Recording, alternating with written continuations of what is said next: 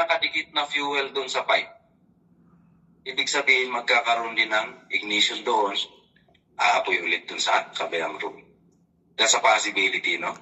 Okay, next. Convection. Ibig sabihin yan, air that is hotter than its surrounding rise. Ibig sabihin, tandaan natin lagi ha, ang hot air is always lighter than cold air. Kaya kung napapansin nyo kanina dun sa sa sinabi nating temperature, sa floor area is around 100 degrees Celsius, and then sa ceiling area is around 600. Kasi ang hot air, aangat lang siya. Kaya sa room na nasusunog, yung pinakamalamig talaga is 100 degrees Celsius, hindi siya kalamigan, no? Kaya pa ba? So, yun ang convection. So, ito naman is, let's say, for example, a building ng 4-story. 4-story building na susunog dun sa may stairway, banda. Okay? So, sabihin natin sa stairway na yon, sa first floor. Sa first floor yung nasusunog ha. And then, aakyat yung heat papunta dun sa second floor. Sabihin natin naka-close yung emergency door ng second floor. Papasok ba siya? Hindi. Hindi. Tama? So, yung third floor, naka-open. Ngayon, papasok siya sa third floor, iinit yung mga fuel sa third floor, mag-aapoy din siya. Okay? So, yun ang tinatawag nating convection. Last, radiation. Ito naman is, nagta-travel yung heat through electromagnetic waves. So, for example, dito sa dalawang bahay na to, sabihin natin, ito yung unang bahay, ito yung ikalawang bahay. Ito, nasusunog. Dumating sa bumbero, marada, ang binumbahan, kabila, yung hindi nasusunog. Kasi nga, binayaran kami nung may-ari dun sa kabila. Hindi po. Yan po tinatawag nating cover exposure. Para hindi na siya madamay. Kasi masakit kasi siyang idiretso sa may-ari ng bahay. Wala ka nang masasalba dito sa nasusunog eh. Ano masasalba mo? Yung hindi nasusunog.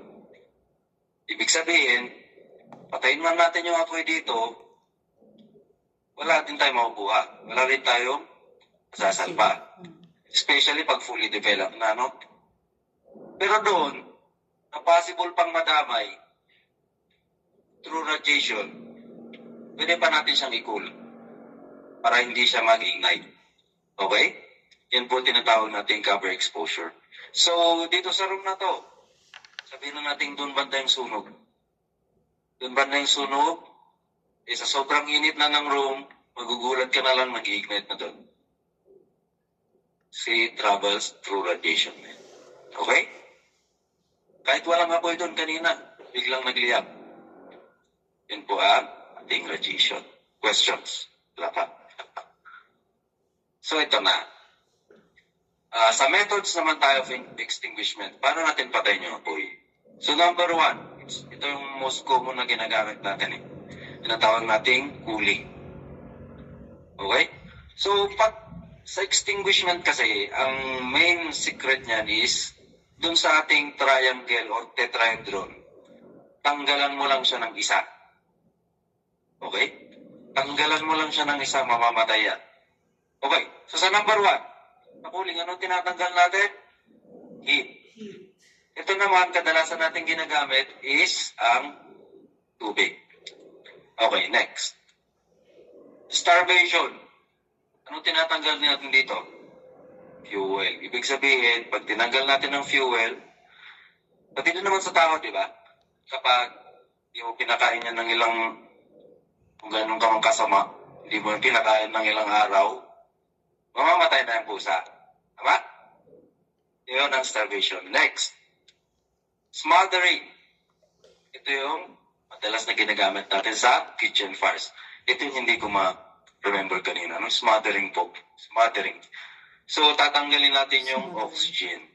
So, dito sa kitchen fires, it's either pwede nating gamitan ng telang basa or takpan mo na lang. Tatakpan mo na lang siya. Okay? Next. Inhibition of chain reaction. Ibig sabihin yan, di ba meron tayong sa tetrahedral natin, meron siyang chemical reaction. Guguluhin lang natin yan. So, anong nangyari dito? Anong ginagamit natin dito?